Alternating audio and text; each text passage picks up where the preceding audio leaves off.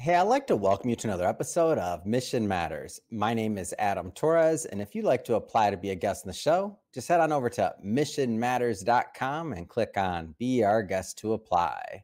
All right, so today's guest is Don Golden, and he's a founder, consultant, and author over at Just Capital Quotient. Don, welcome to the show. Awesome, Adam. Glad to be with you today.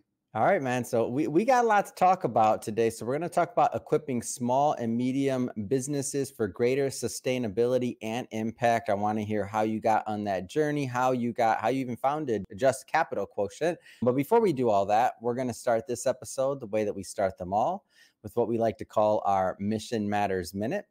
So Don, at Mission Matters, our aim and our goal is to amplify stories for entrepreneurs, executives, and experts. That's what we do. Don, what mission matters to you?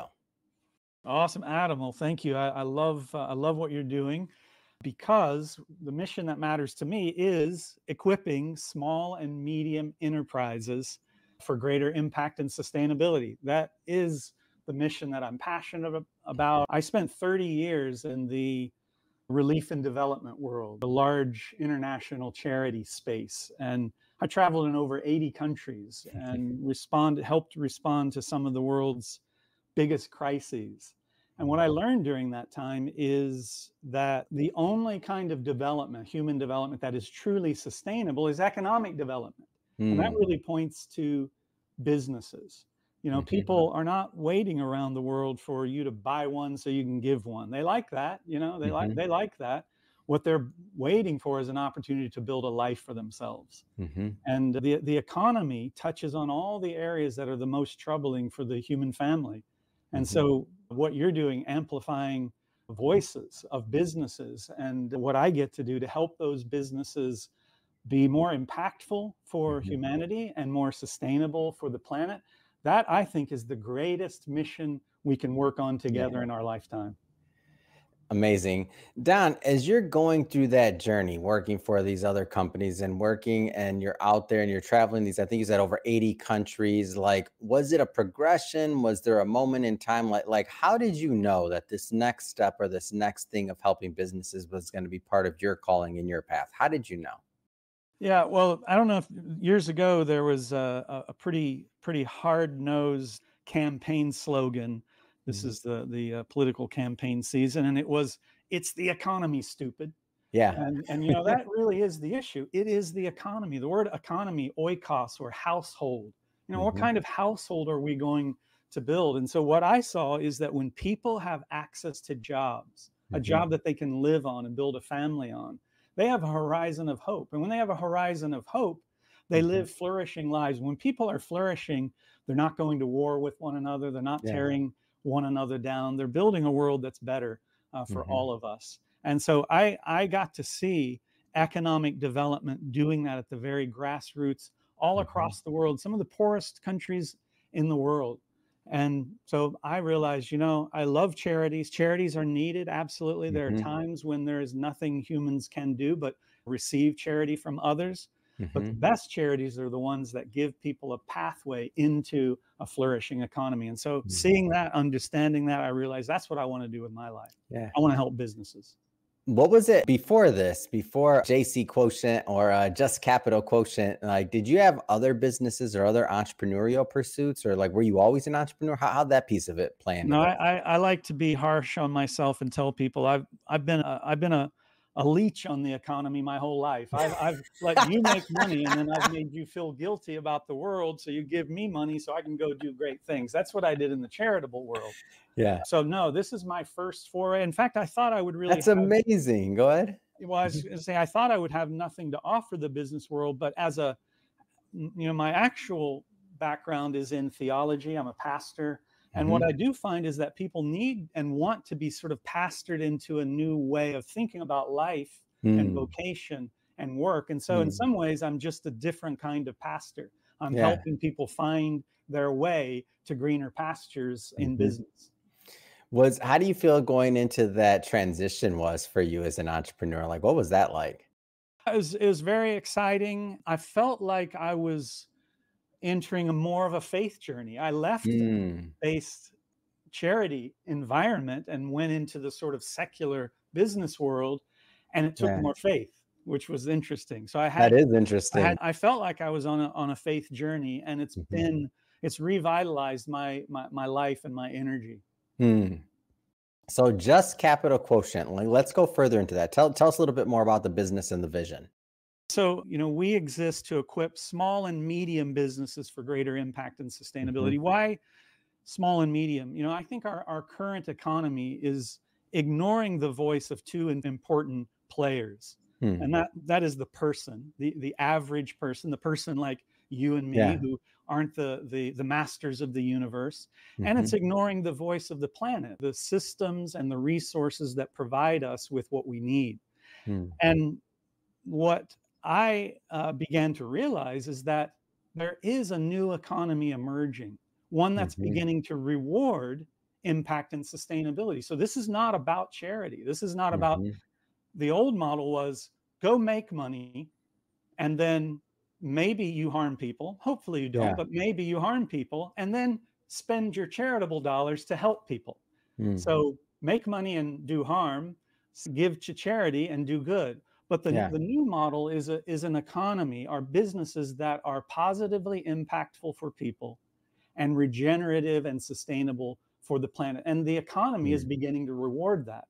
And Hmm. so if you're a landscaper, for example, and you've never thought about native plants, you just want to grow grass, take care of grass, and cut grass, there is Hmm. some young person revolutionizing lawn care who's about to eat your lunch, because Hmm. they understand that native plants don't need as much water, that people are beginning to care about that. Hmm. And that's happening everywhere in the economy. That's the Hmm. exciting thing that we get to tap into, is this change and innovation Hmm. towards impact and sustainability. That's a great example. Can you give maybe any other examples of either, businesses or ideas, or, how you're equipping and how you're helping these businesses so that our audience can kind of wrap their head around the work? Hmm. Yeah, absolutely.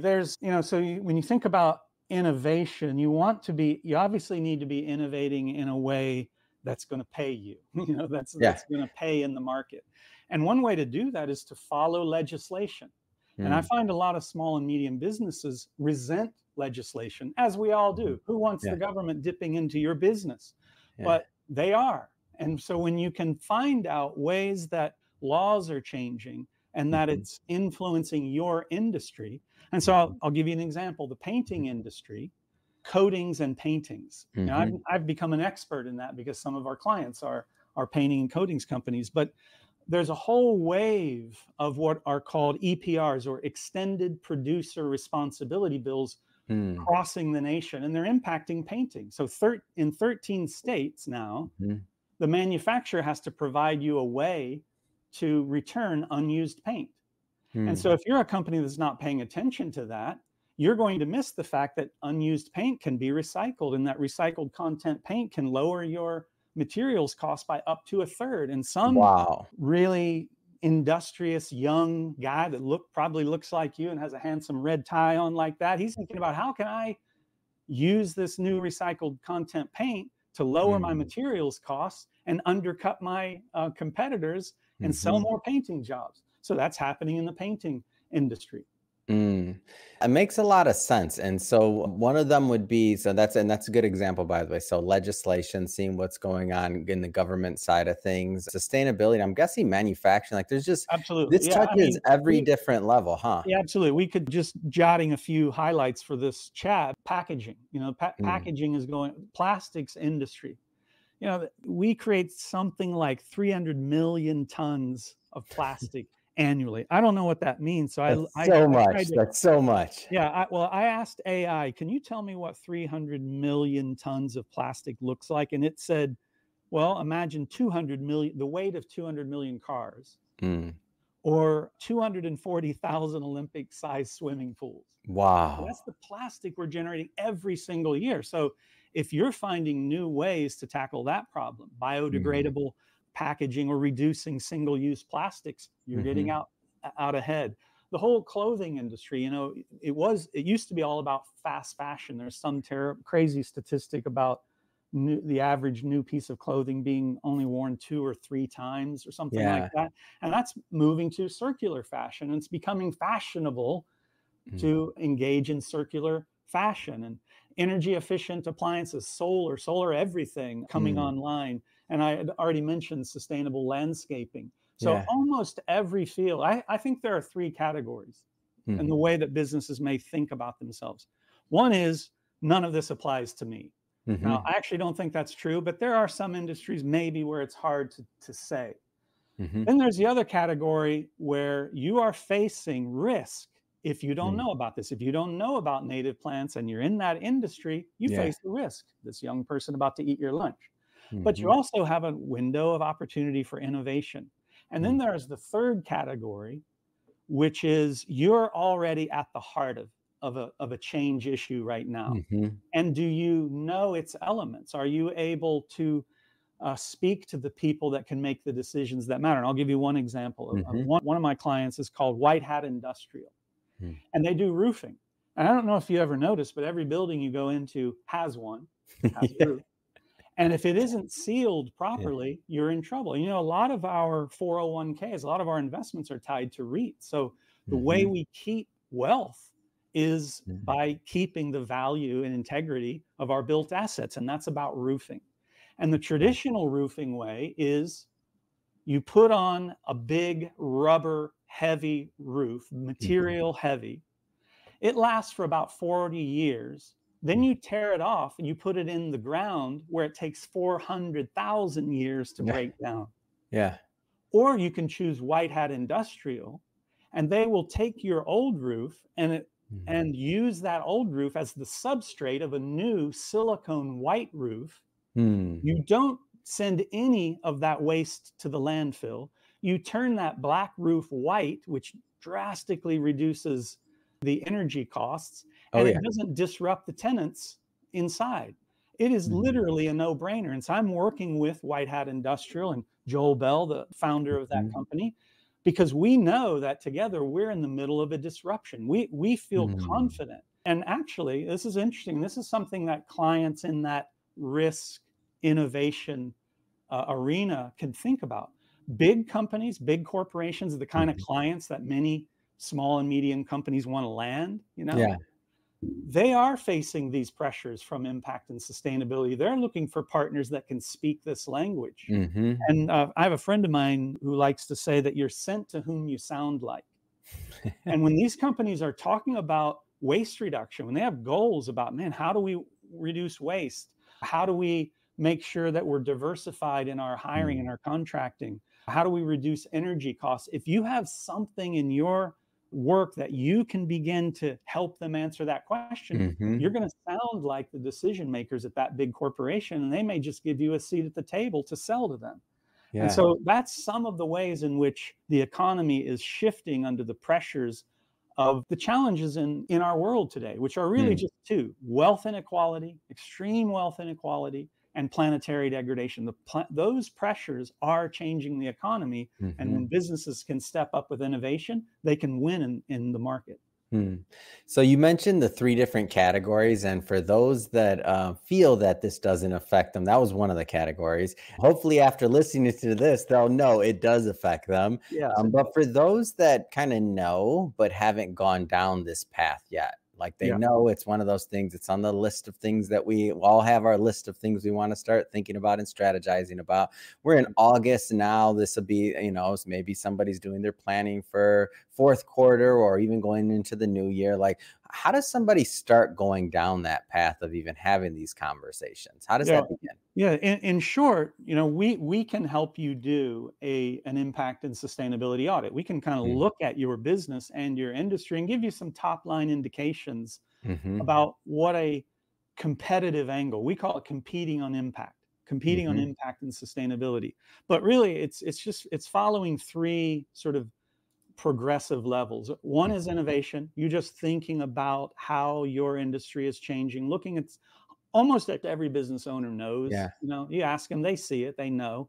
They have varying degrees of comfort with it or engagement with it, but they know. Mhm. And so, but where does that innovation come from? Looking at legislation. So having someone help you look Mhm. at these extended producer responsibility bills or architectural heritage painting bills or Mm. many of the the reporting disclosures that are impinging upon your industry. Having somebody help you navigate that to look for the places where it is or may or probably will be impacting your industry is helpful. And so we help people do that work. But actually, an area, and maybe it's the pastor in me, but the vocation side, I have a strong belief, this faith element in me, that every human being is made on purpose for purpose. And if you're an entrepreneur, I really think you're kind of the apostle of our age. You're the one where the hope for change is going to come, because you're in the middle of our real economy. And so helping people, vocation is that, that combination of profession, what you get paid for, and mission, what the world needs. And so that's kind of what we help you. What's in your heart to do? Let me just say one more thing about that. I'm not talking about passionate ESG or tree hugging or that sort of thing. This is, what I always ask our clients is if they care about that. And often they'll be a little wishy-washy, or they'll be very direct. No, I don't care about that. That's a bunch of BS. But then I'll ask the question, well, where do you like to spend your time to recreate, to rest and relax? And it's always nature. It's always lakes and rivers and mountains. You care about the world. You want to leave it better than you found it. And you don't want the legacy of your business to be that you undermined biosystems of life that your grandkids are going to need. And so learning what is my responsibility and what is my opportunity to learn more about the challenges of our planet and of our societies, and how my business can become part of the solution. And by the way, could I win in the market because of that? I mean, that's turning your vocation into your mission into your vocation. And that's called a fulfilling life. And that's one of my favorite parts, is that last piece that you mentioned, is that this discussion is kind of moving, not saying that it shouldn't have always been there in terms of sustainability, what's good for the environment, all that, because ultimately, we live in it, right? We're not getting another Earth right now anytime soon. So we want to be able to enjoy this Earth while we have it, right? But the fact that now it's turning into like good business as well, like the stakeholder capitalism side of things, go a little bit further in that side and like what you see and why it's good for business. I actually think we're in the middle of a business paradigm shift, an epical shift. And it is these pressures forcing us.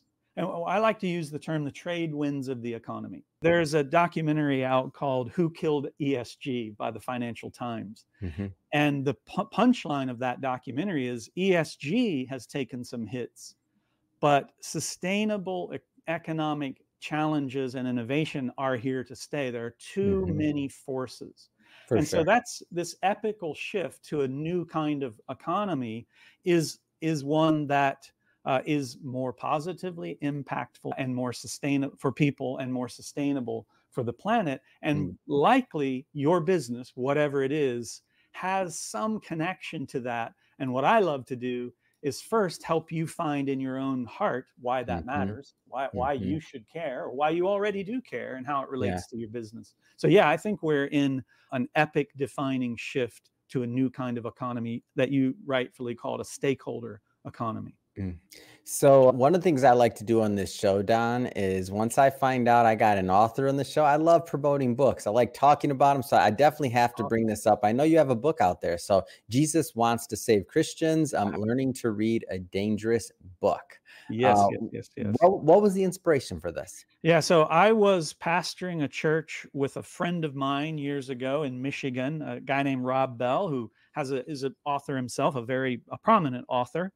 And the Iraq War was ramping up, and we saw that Christians who are supposed to love your enemies were all encouraging us to drop bombs. And we were kind of thinking, maybe faith shouldn't be a source of division or social fracture, or in the case of what we're talking about today, ecological indifference. Many people of faith think, oh, we don't need to care about the economy because or the planet, because we're going to die and go to heaven, and this place is secondary. But Jesus said, thy kingdom come, thy will be done on earth as Hmm. it is in heaven. So the idea behind the book is sometimes we Christians participate in the very things that Jesus came to save us from. Mm.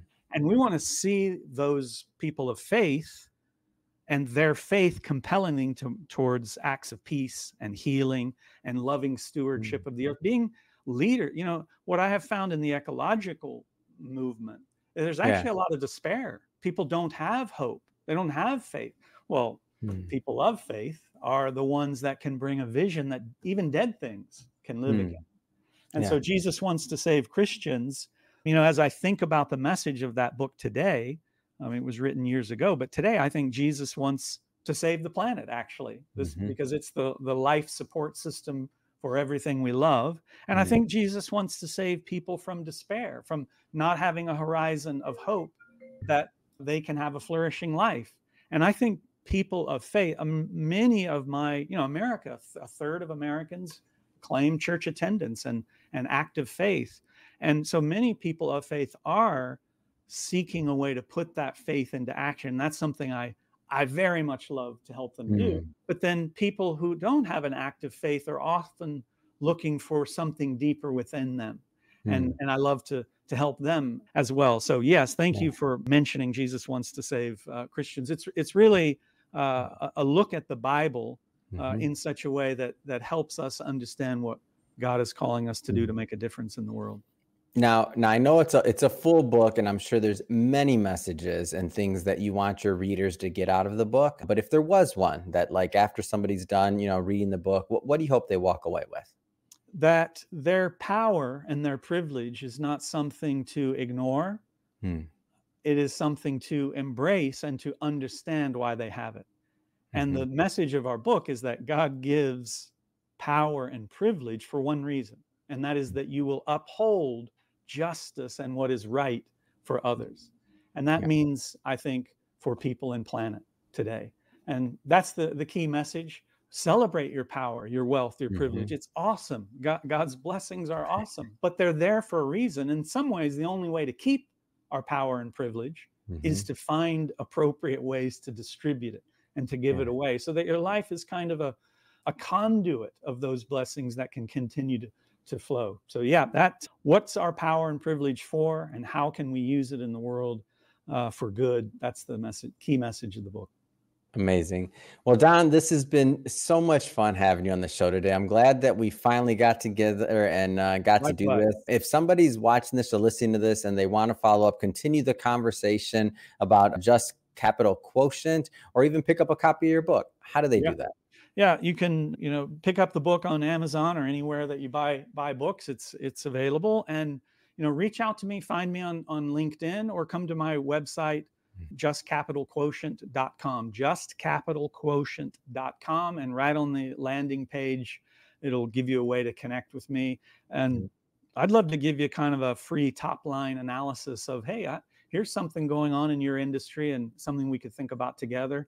Hmm. So yeah, find me on LinkedIn or come to my website, justcapitalquotient.com. Perfect. And for everybody listening and watching this, just so you know, we'll put the links to all that in the show notes, so you can just click on the link and head right on over. And speaking of the audience, if this is your first time with Mission Matters and you haven't done it yet, hit that subscribe or follow button. This is a daily show. Each and every day, we're bringing you new interviews, new content, and hopefully new inspiration that can help you along the way in your journey as well. So again, hit that subscribe or follow button. And Don, man, so much fun. Until the next time, thank you so much for coming on. Awesome. Thank you, Adam.